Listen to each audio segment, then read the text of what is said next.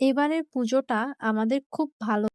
এই ভিডিওটা হচ্ছে পুজোর ১ সপ্তাহ আগে শপিং করার ভ্লগ। ১ম দিন আমাদের কোনো কিছুই পছন্দ হয়নি দেখে আমি আর প্রিয়ম একটা আইসক্রিম কিনে খেতে বাসায় চলে আসি। পরের দিন অফিস থেকে এসে আবার আমরা বের হই। সেদিন গিয়েছিলাম পুলিশ প্লাজায়। কিন্তু সেখানেও আনফরচুনেটলি পছন্দ মতো একটা জামাও পাইনি। মার্কেটের কোনো ভিডিওই নেওয়া হয়নি। ছোটবেলায় পুজোর ১ মাস আগে থেকেই আমরা শপিং শুরু করতাম। কখনো আমাকে নিয়ে, কখনো বোনকে নিয়ে বা কখনো ভাইকে নিয়ে মা বেরোতো। শুক্রবারে বাসায় বাবা থাকতো। তখন আমরা ৫ জন মিলে শপিং করতে বেরোতাম। সেদিন রাতে খুব বৃষ্টি হয়েছিল। তাই পরের দিন অফিসে গিয়ে দেখি অফিসের অবস্থা খুব খারাপ। একেবারে পানি ঢুকে গেছে। অফিস শেষ করে সেদিন গিয়েছিলাম খিলগাঁওতে। বলতে গেলে আমরা প্রতিদিনই বের হয়েছি। পুজোর ১ সপ্তাহ আগে থেকে আমরা এদিক সেদিক ঘোরাঘুরি করে নতুন কালেকশন খুঁজছিলাম।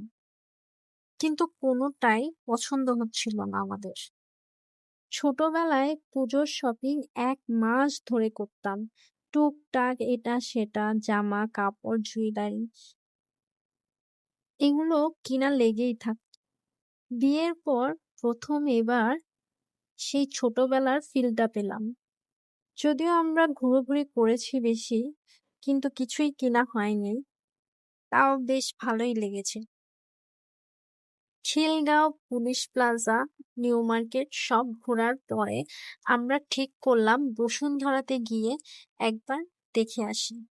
অবশেষে বসুন্ধরাতে গিয়ে একটা শাড়ির দোকান থেকে ভালো একটা শাড়ি পছন্দ করে কিনে নিলাম। আর ফ্যামিলি মেম্বারদের জন্য কিছু শপিং করে নিলাম। এবারের পুজোতে প্রান্তি অন্তর আমাদের বাসায় এসেছিল। তাই প্রান্তিকে নিয়ে একটু সেলফ প্যাম্পারিং করতে গেলাম। এবারের পুজোতে নতুন একটা ফাউন্ডেশন দিয়ে মেকআপ করব। এই ফাউন্ডেশনটা খুব পিগমেন্টেড। এবারের পুজোতে প্রচন্ড গরম ছিল, তাই তেমন একটা মেকআপ করিনি। ঢাকাতে আমরা এই জ্যামের কারণে একটা দুটোর বেশি পুজো দেখতে পারি।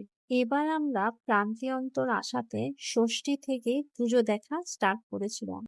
ষষ্ঠী সপ্তমী দুটোই আমরা ফ্যামিলির সাথে পুজো দেখে কাটিয়েছিলাম।